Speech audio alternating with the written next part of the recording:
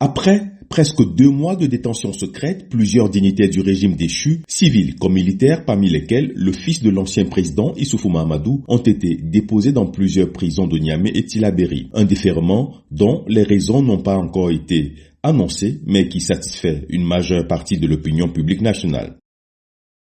En tant que citoyen nigérien, je ne peux qu'encourager le CNSP qui a pensé qu'il faudrait absolument que tous ceux qui ont été détenus dans un lieu secret, que ces gens-là passent par la justice et c'est à la justice de dire qu'est-ce qu'il faudrait faire par rapport à ces gens. Au fil du temps, nous sommes sûrs nous allons aboutir à un jugement. C'est le dicton, tu es chasseur un jour tu es chassé. Mamadou Issou, l'ancien président, il a donné le pouvoir à Bazoum. Mamadou Issou, la première des choses qu'il a fait, son fils était le directeur du cabinet, ministre du pétrole ensuite.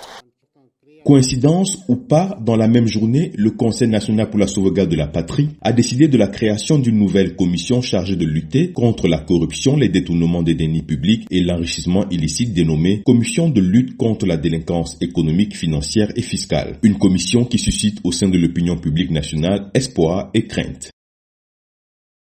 Nous estimons que la création de cette commission créera les conditions, en tout cas, pour mettre les Nigériens dans leurs droits. En tant que juriste pur, je pense que n'a escamoté les étapes.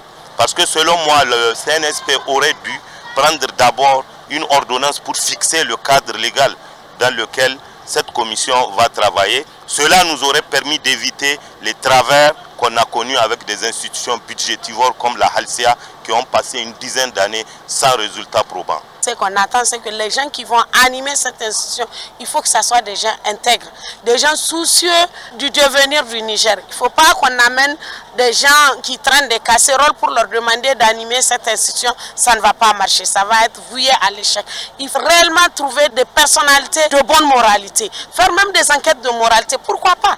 Au-delà du sursaut patriotique, la popularité et l'enthousiasme des populations autour du Conseil national pour la sauvegarde de la patrie découlent aussi en grande partie de leur soif de justice sociale et à travers ces initiatives, le CNSP vient de donner un signal fort pour un profond assainissement de la vie publique et la fin de l'impunité sur toutes ses facettes.